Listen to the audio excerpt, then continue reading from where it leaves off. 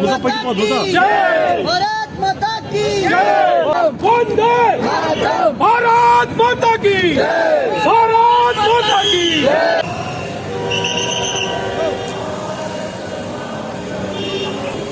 स्वामी जी, आज राष्ट्रीय ध्वज लाल चौक में फहराने का क्या मकसद था? जी, वंदे मातरम राष्ट्र धर्म विजय पत्र यात्रा हमारे राष्ट्र का गौरव किस प्रकार से बढ़े, सनातन संस्कृति का हम कैसे रक्षण करें, मानव मात्र के अंदर समाज और जाति पात से ऊपर उठ कर के हम देश के प्रति कैसे एकता करें, और एकता के साथ साथ में हमारा राष्ट्र क्या है। हमारे तिरंगे के अंदर 3 रंग होते हैं। पूरा ऊपर का रंग जो है वो ज्ञान का प्रतीक है, और श्वेत वर्ण जो है वो शांति का प्रतीक है, और जो हरा वर्ण है वो हमारे यहाँ स्मृति का प्रतीक है। तो इस तिरंगे को फहरा करके आदि गुरु शंकराचार्य भगवान के एकात्म दर्शन को जन जन तक पहुँचे, इस उद्देश्य को लेकर के देश हमारा 75वां अमृत महोत्सव मना रहा है। इस देश के अंदर अनेक क्रांतिकारियों ने अपना बलिदान देकर के राष्ट्र को स्वतंत्र किया है। तो उस राष्ट्र के अंदर हम किस प्रकार से समृद्धि, संस्कृति और समाज के अंदर एकता का भाव ला सके,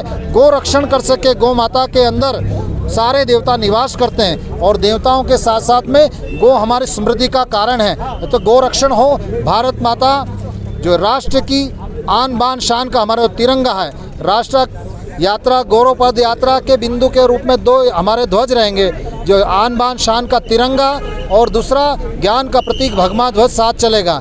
भगमा ध्वज राष्ट्र तिरंगा से 4 इंच नीचे रहेगा, और राष्ट्र का जो तिरंगा है वो 4 इंच ऊपर चल करके हमारी राष्ट्र की आन बान शान विश्व गुरु की ओर अग्रसर भारत हो, ऐसी हम कामना करके आगे बढ़ते हुए इस यात्रा को अयोध्या धाम तक ले जाएंगे। और सभी संत और देशवासी से मैं अपील करता हूं कि भारत माता की गोद में बैठ करके चाहे किसी संप्रदाय से जन्म लिया हो, लेकिन भारत माता के लिए हम सब एक बन करके कार्य करें, जभी भारत माता को हम समृद्धि की ओर ले जा सकेंगे।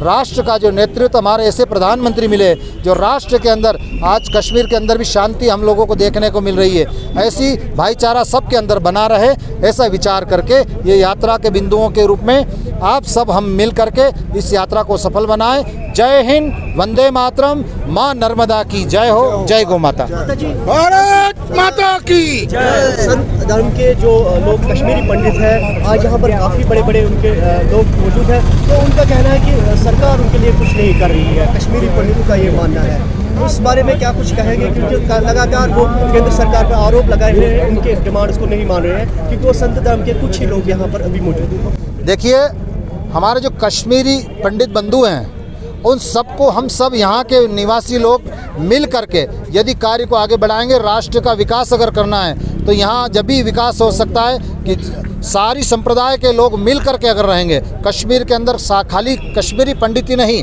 अपितु भारतवर्ष का कोई भी व्यक्ति आकर के यदि यहाँ कोई उद्योग क्षेत्र लगाते हैं तो निश्चित ही कश्मीर का भी विकास होगा। पर्यटन के द्वारा तो कश्मीर का विकास हो ही रहा है, लेकिन जब तक यहाँ किसी प्रकार के उद्योग नहीं होंगे, जब तक विकास होना, पढ़ाई के लिए यहाँ बड़े मेडिकल कॉलेज हों, ऐसी हम सरकार से भी अपील करेंगे, और राष्ट्र का विकास हो, सभी लोगों का यहाँ स्थापित करके राष्ट्र का विकास हो, इस भावना से हम लोग निश्चित ही सरकार से भी अपील करेंगे।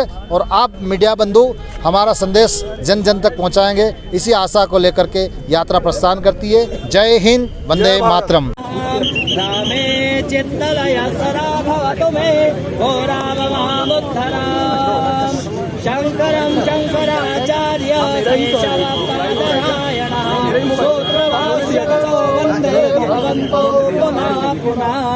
भगवते रामचन्द्राय नमः, रामदरबाराय नमः।